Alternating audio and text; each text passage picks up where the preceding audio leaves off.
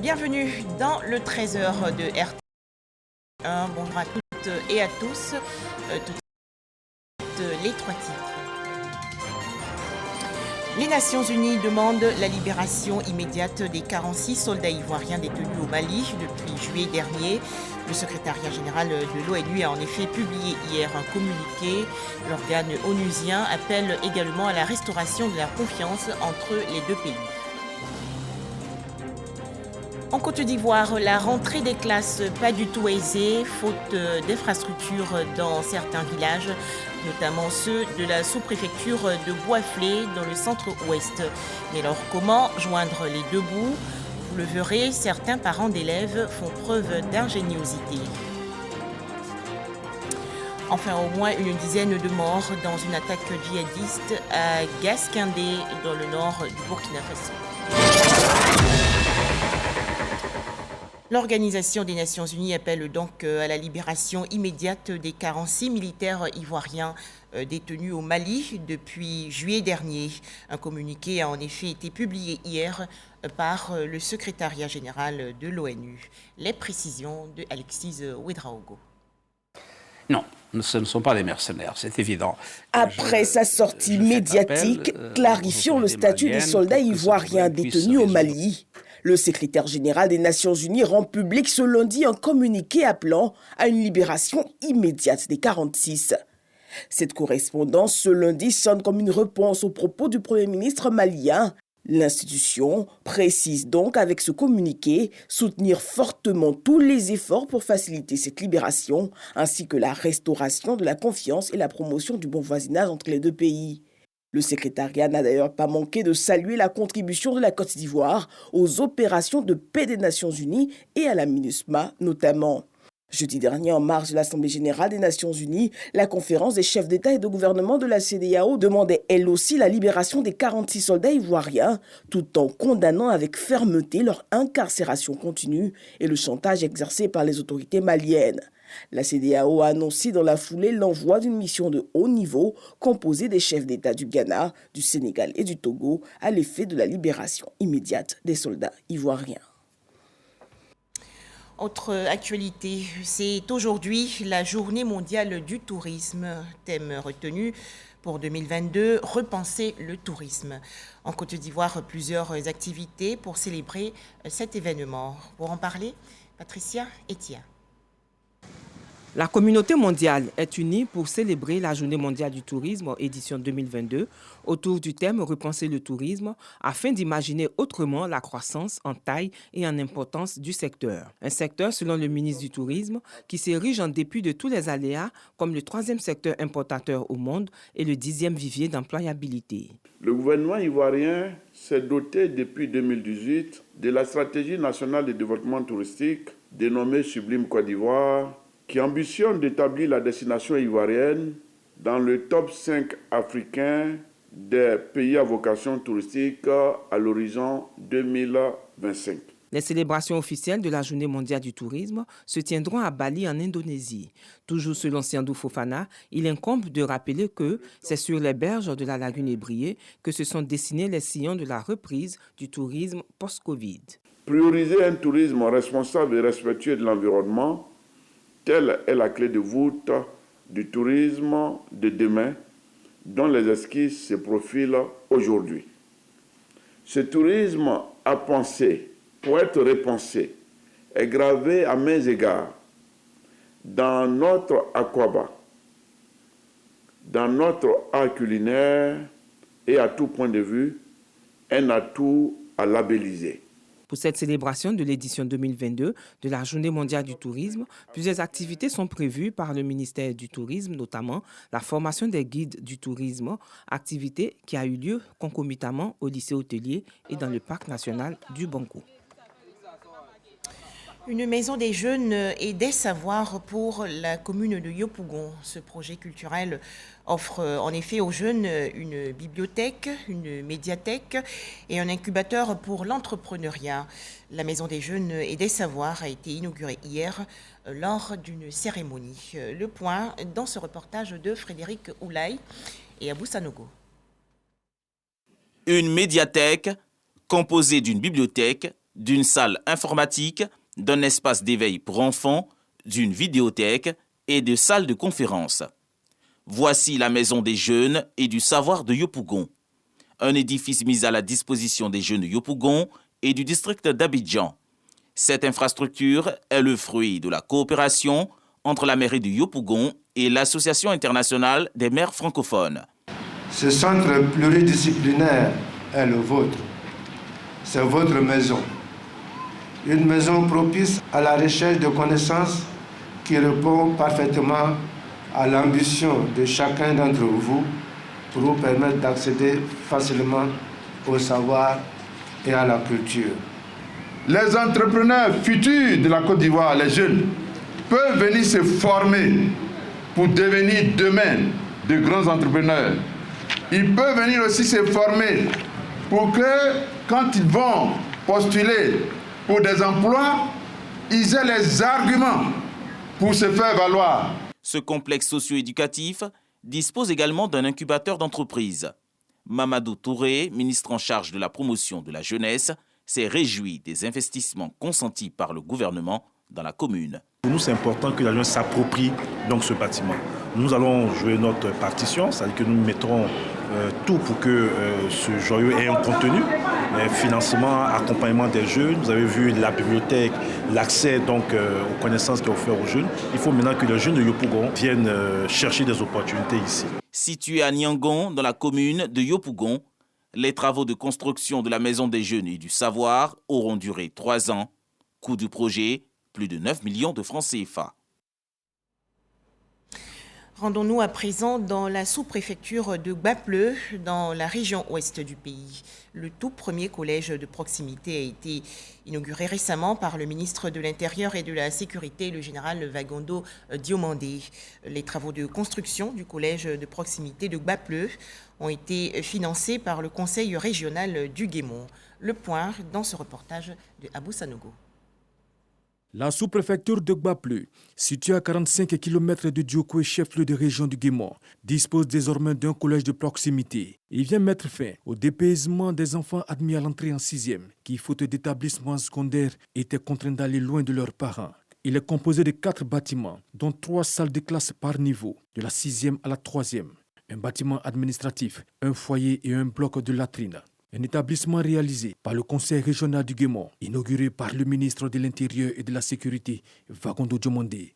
Un réel motif de soulagement pour la population. Ce collège vient soulager nos parents qui dégageaient d'énormes sommes pour permettre à leur progéniture de bénéficier du savoir. Nous pensons que cet édifice vient à point nommé pour traduire l'intérêt que le gouvernement ivoirien porte à la sous-préfecture de Gbapleu, mais singulièrement à ses enfants. Le président de la République, son Excellence M.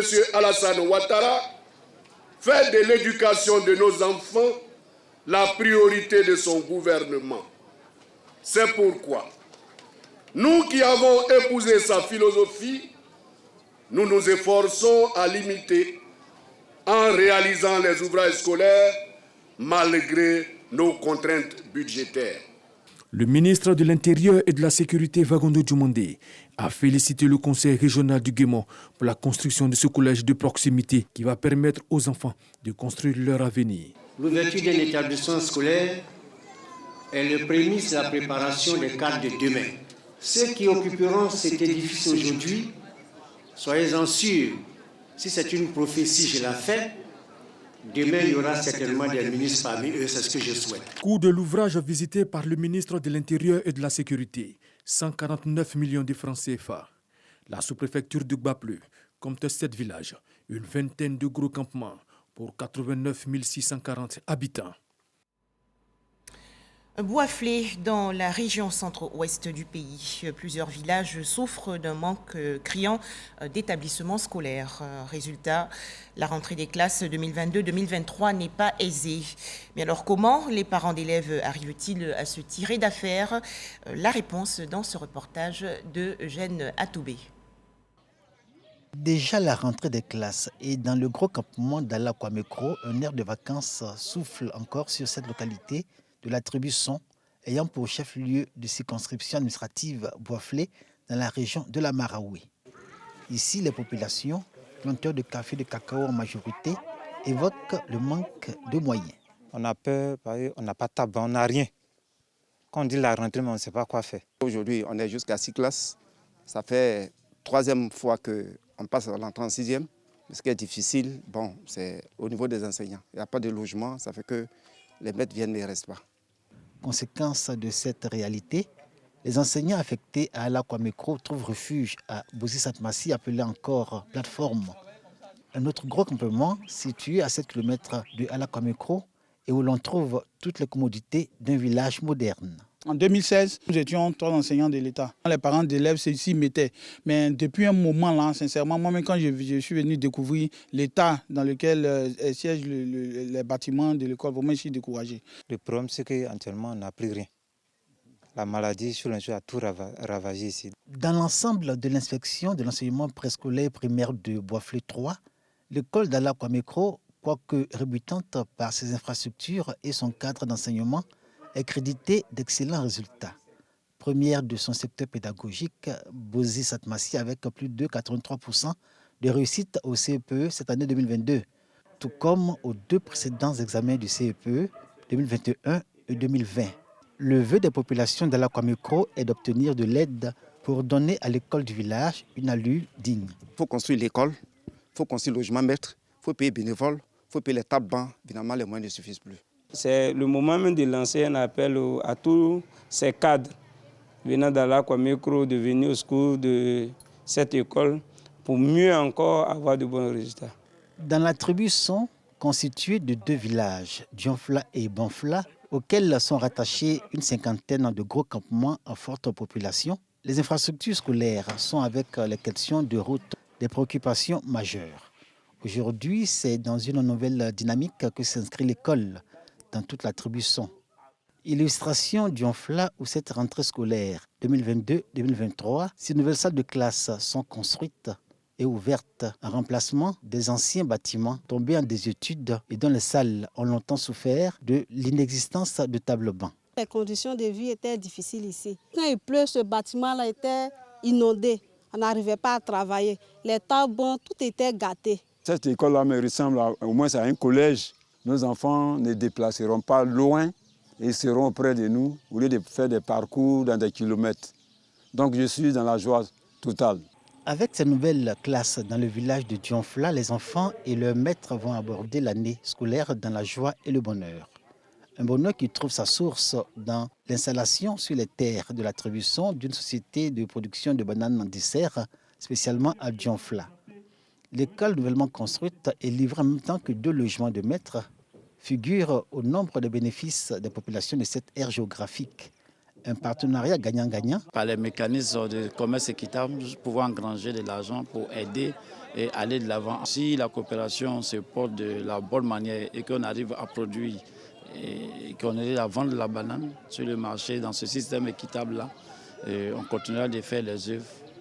Pour l'heure, seules les localités directement impactées par les plantations de bananes dessert sont bénéficiaires de projets de développement. Alakwamekro, dont la situation géographique est favorable à cette culture d'exportation, nourrit beaucoup d'espoir pour la construction d'une nouvelle école répondant à toutes les exigences éducatives. En attendant, le chef de ce village continue de frapper à toutes les portes. Dans l'actualité nationale également, le lancement il y a quelques jours de la 7e édition de la Journée internationale de la traduction et de l'interprétation. Cet événement veut amener le grand public à connaître les métiers de traducteurs et d'interprètes et aussi leur rôle dans la société. Le point, Pacom Didi et Dangui Dangui. La 7e édition de la Journée internationale de la traduction et de l'interprétation de Côte d'Ivoire aura lieu le 29 septembre prochain à Abidjan. L'annonce a été faite par les organisateurs au cours d'une conférence de presse. C'est la journée de la célébration de l'interprète-traducteur et du métier de l'interprétation et de la traduction. Un interprète-traducteur, c'est celui qui fait le métier de ramener, de transcrire ce qu'une personne dit dans une langue étrangère à une autre. Cette édition va s'articuler autour du thème « Création d'un écosystème des métiers, des langues et de la voix, de l'informel à la professionnalisation ». L'attente que nous avons, c'est que les entreprises de traduction, les clients de traduction, les experts d'achat, les experts de comptabilité, tous ceux qui commandent la chose de traduction puissent être informés, puissent être formés, les parents d'élèves puissent se dire c'est possible. Et l'autre point, nous allons révéler un métier qui est des nôtres, le métier de la voix. Échange entre consultants ou traducteurs et conférences publiques avec des chefs d'entreprise ou d'institutions seront les temps forts de cette 7e édition de la Journée internationale de la traduction et de l'interprétation de Côte d'Ivoire. La 5e édition du Salon international des inventions d'Abidjan a été lancée récemment dans la commune du Plateau. C'est une initiative de la Fédération des inventeurs et innovateurs de Côte d'Ivoire. Objectif, valoriser les inventions et innovations au bénéfice du développement économique du pays. Les explications de Jean Djadji. Abidjan Innova se tiendra du jeudi 30 mars au samedi 1er avril 2023 au Palais de la Culture d'Abidjan. Ce salon international annuel des inventions d'Abidjan s'adresse pour la 5e fois aux inventeurs et aux innovateurs. C'est dans la salle Félix Houphouët-Boigny de l'hôtel du district au Plateau que le top départ est donné. 100 exposants et plus de 5000 visiteurs sont attendus. En 4 éditions, les acquis sont qu'aujourd'hui, Dieu merci, nous sommes entourés de tous ces médias-là qui viennent parler d'invention et d'innovation. Avant, ça n'existait pas. Nous avons besoin maintenant d'avoir une autonomisation et nous disons merci à l'État de Côte d'Ivoire qui nous accompagne au travail de l'OIP pour l'acquisition de titres de propriété intellectuelle. Invention, le secret de la puissance industrielle et économique. Thème retenu pour la 5e édition de ce salon par la Fédération des inventeurs et innovateurs de Côte d'Ivoire. L'invention, c'est le secret de la puissance industrielle et économique des grandes puissances. C'est important également de savoir que sans l'invention, on ne peut pas être grand. C'est ce que nous voulons dire à travers ce thème. Si, comme la Côte d'Ivoire a vocation à devenir et à demeurer le plus longtemps possible un pays grand et même grandir de plus en plus, nous disons qu'il y a un secret, c'est les produits du génie. Des prix et médailles spéciaux sont prévus. La première édition d'Abidjan Innova sera couronnée du prix Alassane Ouattara de l'invention. Ensemble, continuons la lutte contre le coronavirus. Alors, respectons les gestes barrières et faisons-nous vacciner.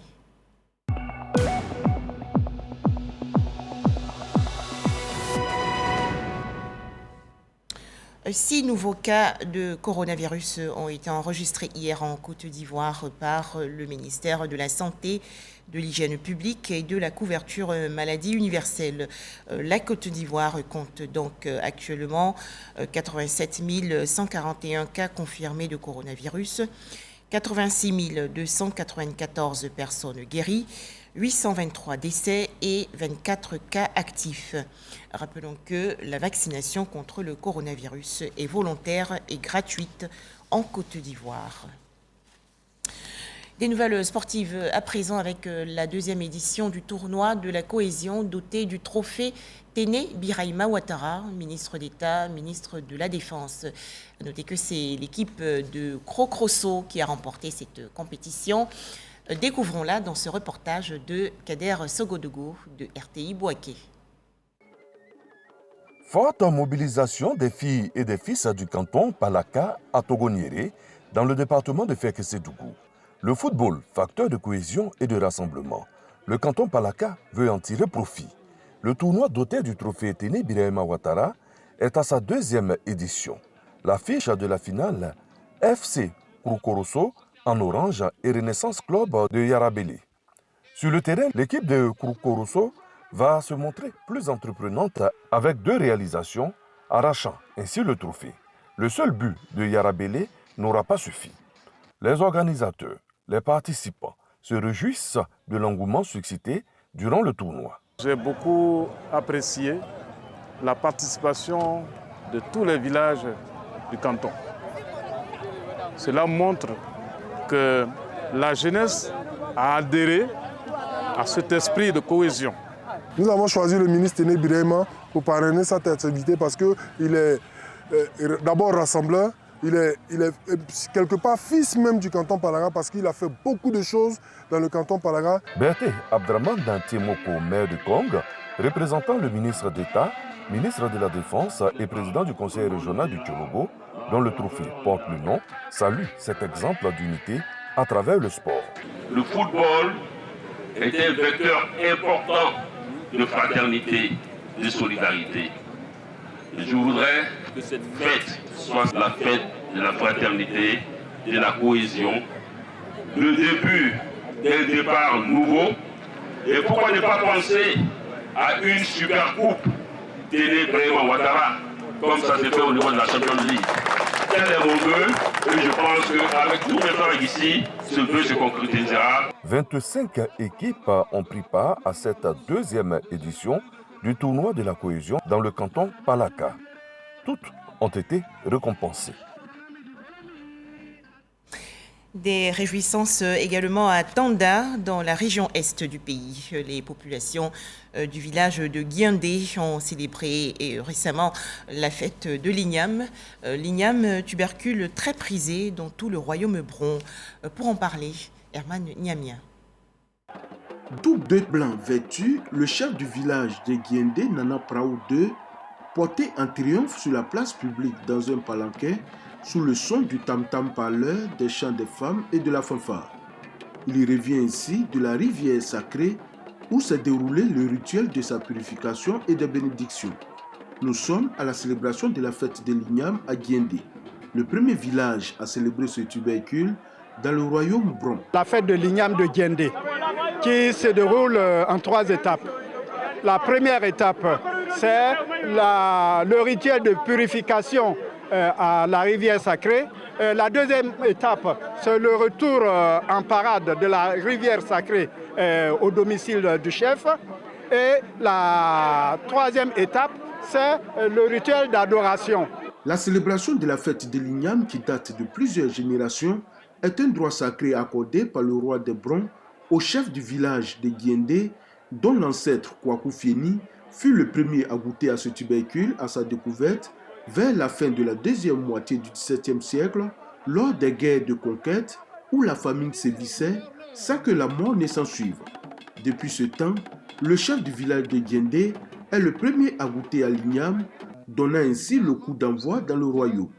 Le deuxième vice-président du conseil régional du Gontougo, Vincent Krakwasi, représentant le ministre d'État Kobina Kwasi Agumani, parrain de la cérémonie, a lancé depuis Guiandé un appel à l'union des fils et filles de la région du Gontougo autour de son développement et au respect de la tradition. Aujourd'hui, nous devons faire bloc pour le développement du Gontougo. Donc il faut qu'il y ait la cohésion sociale, qu'il y ait l'entente entre les enfants du Gontougo et que nous puissions soutenir nos frères qui sont déjà nos devanciers pour qu'ils aillent de l'avant. 44 jours après que le chef de Guiandé ait consommé l'igname, c'est le Mouroufié où tout le royaume est autorisé à manger à ce tubercule. 12 jours après le Mouroufié se déroulera la fête de la Daï Kessier qui donne l'occasion au roi des Brons de se réjouir après avoir goûté la nouvelle igname sans incident. Ce qui explique la présence du commissaire général de la Daï Festival à cette célébration. Cette année, nous avons demandé au roi Bron, nous avons demandé au chef de province, nous avons demandé à tout le monde d'être ici pour pouvoir valoriser le premier jour de notre premier calendrier des rituels de l'igname. La célébration de la fête de l'igname à Guiandé, il faut le souligner, marque le début du nouvel an chez les Brons. Religion, un vaste programme de jeûne et de prières en faveur de la paix en Côte d'Ivoire. Un programme initié à Bonon, dans la région centre-ouest du pays, par la communauté de la Mission évangélique internationale. Les précisions dans ce reportage de Charles Tatou de RTI Bouaké. Bonon, localité de la région de la Maraoué, transformée pour la circonstance en un lieu de pèlerinage par les fidèles des différentes églises évangéliques. À l'initiative des guides spirituels de la Mission évangélique internationale en Côte d'Ivoire. Des pèlerins au rang desquels des délégations chrétiennes venues du Ghana, du Togo et du Burkina Faso. Objectif, observé un moment de jeûne et prière en faveur de la consolidation de la paix et du vivre ensemble en Côte d'Ivoire. Le thème qui a été développé, c'est sur le livre de 2 Rois, chapitre 2, le verset 21, qui dit « J'ai assaini et l'Éternel assainit les eaux. Il n'y aura plus de mort, il n'y aura plus de stérilité. » Nous pensons que dans le territoire dans lequel nous vivons, la Côte d'Ivoire, nous demandons à l'Éternel de venir assainir les endroits. Nous demandons à l'Éternel d'enlever tout ce qui n'est pas propre et apporter la paix, faire régner la réconciliation. Les divisions, les querelles ne peuvent pas vraiment bâtir notre pays. C'est l'union qui peut bâtir notre pays et c'est l'union-là que nous recherchons. Durant 3 jours, les fidèles évangéliques ont loué et magnifié Dieu le Tout-Puissant. De même, ils ont intercédé auprès de lui afin de couvrir la Côte d'Ivoire de sa grâce pour la sauvegarde de la paix et la prospérité. L'unité et la cohésion sociale célébrée à Modeste, village situé sur la route de Grand Bassam. L'occasion pour les filles et fils de ce village de célébrer également le chef Nanan Koné Awa Simon. Le point, Patricia Etia. Mobilisation des populations autour du chef du village de Modeste situé sur la route de Grand Bassam. Le représentant du président du CESEG a transmis un message de paix, de cohésion et d'unité à l'occasion de cette célébration du règne de Nanan Koné Awa Simon, chef de village. Ça n'a pas été facile, mais avec sa grâce, nous avons pu tenir jusqu'à 22 ans. Ce chef a su maintenir la cohésion entre lui et ses populations, raison pour laquelle aujourd'hui on célèbre un anniversaire de 22 ans de règne. Donc nous apportons notre contribution parce que c'est tout ce que le président Kaoulé a prôné, la cohésion entre nous. Là où il y a la cohésion, où il y a la solidarité, le développement peut être possible. Au nom du président du CESEG, l'honorable Kakoubrou a fait des dons à la chefferie, aux femmes et aux associations des jeunes. Il a exhorté les fils et les filles de Modeste à prôner la paix, la cohésion et le vivre ensemble. Un mot à présent sur la coopération Côte d'Ivoire-Burkina Faso. Les autorités administratives et sécuritaires des deux pays ont planché récemment à Bondoukou, dans le nord-est ivoirien, sur plusieurs questions, notamment la sécurité aux frontières terrestres. Les explications de Herman Niamia. 3e rencontre consécutive d'échanges et de concertations périodiques en un an entre les acteurs frontaliers du Burkina Faso et de la Côte d'Ivoire. Ces acteurs transfrontaliers ivoiriens et burkinabés veulent se donner les moyens de faire face aux défis d'ordre sécuritaire, sanitaire, épidémiologique et environnementaux le long de la frontière ivoiro-burkinabé. La Côte d'Ivoire et le Burkina Faso sont des pays frères et surtout nos deux régions, le sud-ouest et la région du Boukani, sont constituées par les mêmes peuples qui ont des préoccupations communes. Il va sans dire que nous, autorités administratives, autorités déconcentrées, nous devons nous rencontrer régulièrement pour que si des difficultés se posaient, nous puissions les résoudre avant de rendre compte à nos hiérarchies. Ces acteurs frontaliers avaient convenu à l'issue d'une réunion précédente, notamment de renforcer la coopération transfrontalière, la sécurité et le renseignement territorial entre les régions du sud-ouest du Burkina Faso et du Bounukani, nord-est de la Côte d'Ivoire. Nous allons encore profiter de cette session pour discuter des préoccupations de nos populations au niveau de la zone frontalière. Et ces préoccupations, actuellement, ont trait à la sécurité, à la santé, à la transhumance, à la libre circulation des personnes et des biens. Le 30 juillet 2014, à Ouagadougou, les deux gouvernements avaient signé un accord cadre qui institue des rencontres périodiques de concertation entre les autorités frontalières et administratives des deux pays.